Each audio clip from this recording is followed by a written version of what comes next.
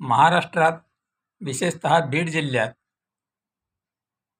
संतोष अण्णा देशमुखांच्या खुनापासून जो अनागोंदी कारभार माजलाय, याकडं राज्याचे गृहमंत्री म्हणून देवेंद्र फडणवीस लक्ष देणार का?